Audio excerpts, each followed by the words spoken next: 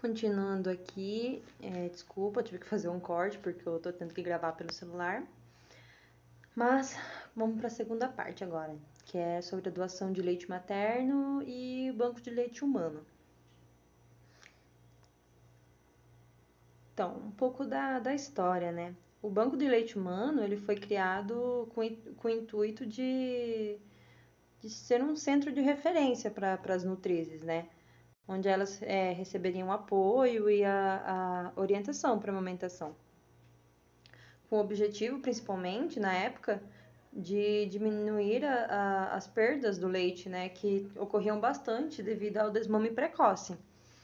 Então, o primeiro banco de leite humano, ele foi criado, o primeiro banco de leite humano do mundo, ele foi criado na Áustria, em 1900. E nos Estados Unidos, por exemplo, ele foi criado só 10 anos depois. Aqui no Brasil, o primeiro banco de leite humano foi instalado no Rio de Janeiro e continua sua atividade desde 1943. Então, o banco de leite humano ele tem três classificações. O tipo 1, que ele atende somente os recém-nascidos internados no hospital, com a distribuição de colostro, né, o leite de transição ou maduro, na forma de leite pasteurizado ou cru. Já o tipo 2, ele distribui para outras instituições, o leite pasteurizado, sendo também o colostro, o de transição ou o maduro. Mas, diferente do tipo 1, por exemplo, ele distribui para outras instituições. E o tipo 3, ele funciona como um centro de treinamento, referência de treinamento.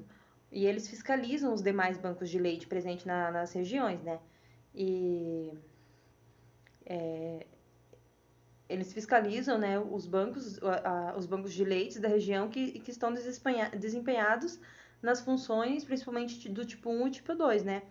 Além do tipo 3 também ser mais dedicado à pesquisa. Então, no processamento do leite humano, se inicia com a recepção, né? Então, esse processo se inicia quando as doadoras chegam no banco de leite ou no posto de coleta para pedir informações sobre a doação. Então, é feita uma triagem nessa nutriz, que ela preenche uma ficha com todos os seus dados, né? Como o nome completo, idade, endereço, local onde realizou o pré-natal, qualquer exame que ela tenha feito, se foi notado algum problema durante o pré-natal ou o parto, medicamentos que ela tomou ou que ela está tomando, até o local e a data do parto. Então, quais são as exigências, né, para ser uma doadora? A nutriz, ela precisa estar amamentando ou ordenhando, né, o leite para seu próprio filho.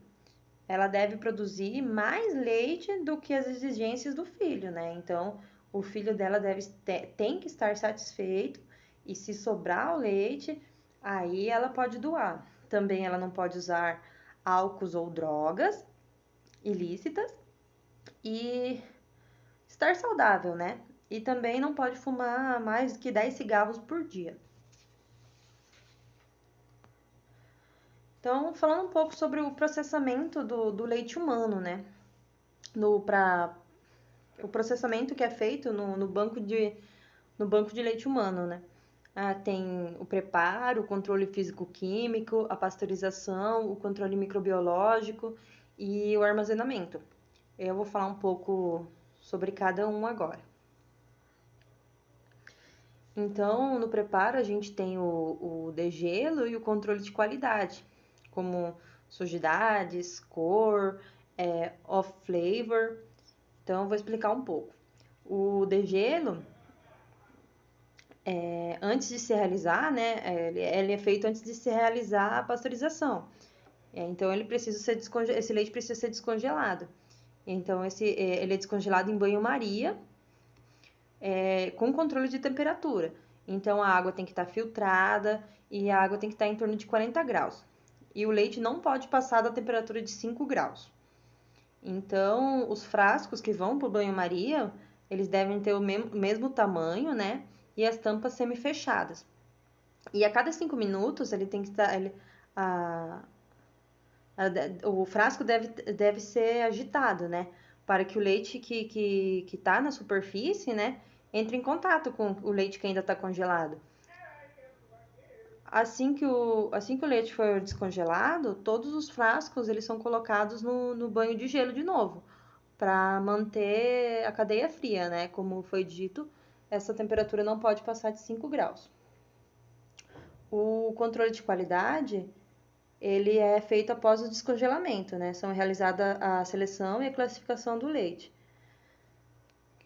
que também faz parte, né, do controle de qualidade. É a análise de sujidades, off flavor, que é o cheiro e a coloração. Então, eles olham, né, se tem a presença de sujidades, que comumente são pelos, cabelos, fragmento de pele, até pode ter insetos, né, que a mãe não viu. E se tiver qualquer um dessas sujidades no leite, o leite deve ser descartado por completo. A avaliação do off flavor, que são os odores, né, eles vê se o leite está com o cheiro original do leite, né? Se não tiver, há uma perda da qualidade desse leite. Então, esse leite pode até ficar com cheiro de cloro, plástico, borracha ou até remédio, né? Devido a alguns micro-organismos presentes nele. Então, se for o caso, né, de ter esses cheiros, também são descartados por completo. Esses casos, né, ocorrem principalmente por causa principalmente em doadores externas, né? Doadoras a domicílio, que muitas vezes ocorre uma falha, né, na técnica da coleta. Pode ser na coleta ou na estocagem ou até no manejo desse leite. Então, se ela estocar, por exemplo, numa temperatura acima do devido, né, pode acabar estragando o leite, haver a proliferação de micro-organismos, e assim qualquer um desses controles for visto, o leite já é descartado por completo. Em segundo lugar, tem o controle físico-químico, né, que é a acidez Dornick e o crematócrito. A acidez Dornick, ele é classificado como original e desenvolvida. O original, ele é resultado das presenças dos próprios constituintes do leite, né? Então, quando ele está original, ele não tem nada de errado. E a desenvolvida, acontece quando há um crescimento bacteriano, né? Com a produção do ácido lático, que ocorre a partir da fermentação da lactose. Então, para ser considerado aceitável esse leite, a acidez ela deve estar entre 2 a 7 Dornick, né, que é o método de medição. O crematócrito, ele é uma técnica que permite ver o cálculo estimado do conteúdo energético desse leite. Então, ele consiste numa centrifugação das amostras do leite por até 15 minutos e ele vai separar o creme e o soro do leite. E a partir disso é estimada a quantidade de gordura presente nesse leite. Antes da pasteurização, a gente tem o reenvase, né, que é depois dessas amostras passarem por essas seleções e classificações, é realizado o reenvase, né? Então, o leite ele é colocado em outro frasco, que já está esterilizado, em campo de chama, né? Para evitar a contaminação. E principalmente também para uniformizar os volumes e as embalagens. Então, daí esses frascos vão para pasteurização. Na pasteurização, ocorre um processo térmico que é conduzido 62,5 graus de temperatura por 30 minutos, aplicado no leite, né? Com o objetivo de inativar 100% dos micro-organismos patogênicos. E também, a cada 5 minutos, os frascos devem ser agitados para a temperatura... para poder pegar todo o leite, né? E a temperatura anotada em um formulário também, a cada 5 minutos. A variação da temperatura ela não pode ser superior a 0,05 graus. Então é bem preciso, né? Não pode ser 62 graus e também não pode ser abaixo de 62 graus e também não pode ser acima de 63. Tem que estar nesse nível mesmo. Após o tempo de pasteurização, esses frascos eles são resfriados de novo em banho de gelo ou em resfriadores automáticos, até que o leite atinja uma temperatura de 5 graus ou inferior. Após a pasteurização, a gente tem o controle microbiológico, com o teste presuntivo e a prova de confirmação.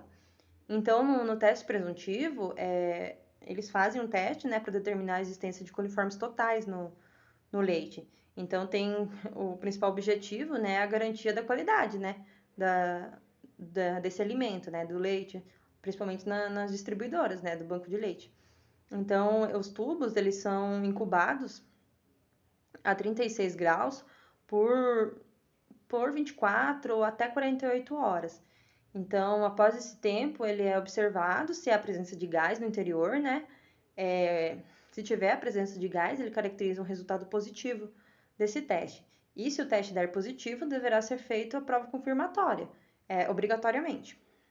Então, esse teste de confirmação ele é feito apenas nos tubos com resultados positivos.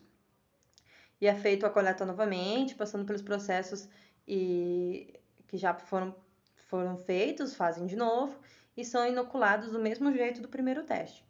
Então, após esse tempo de novo de espera, se ainda é observada a presença de coliformes totais através da formação de gás, o teste confirma que o produto está impróprio para o consumo e ele é descartado. Por último, temos não o último, né, mas antes da distribuição, temos o armazenamento com a rotulagem. Então, após a pasteurização e o resfriamento, todos os leites humanos, né, pasteurizados, vão ser estocados. E tem que ser obrigatoriamente rotulado com a informação de classificação quanto ao tipo de leite. Se é colostro, leite de transição ou maduro, o número da identificação da doadora, a validade do produto e o seu conteúdo energético, né? Então, após esse processo, os frascos devem ser verificados, né, para ver se está bem fechado, e eles são congelados a uma temperatura de 10 graus ou abaixo. O período máximo que esse leite pode ser congelado é até 6 meses. E durante esse armazenamento, deve-se evitar, né, abrir a porta do freezer ou por muito tempo, né, ou várias vezes, porque isso pode prejudicar a temperatura interna do produto, né, gerando, pode ser que ocorra, né, a proliferação de micro-organismos, né, que o produto vai estar em próprio consumo novamente. Então, também deve ser feito o controle diário da temperatura. E após isso, o leite pode ser distribuído para as mães que precisam, para os bebês que precisam e é isso. Aqui tá nossas referências. E muito obrigada.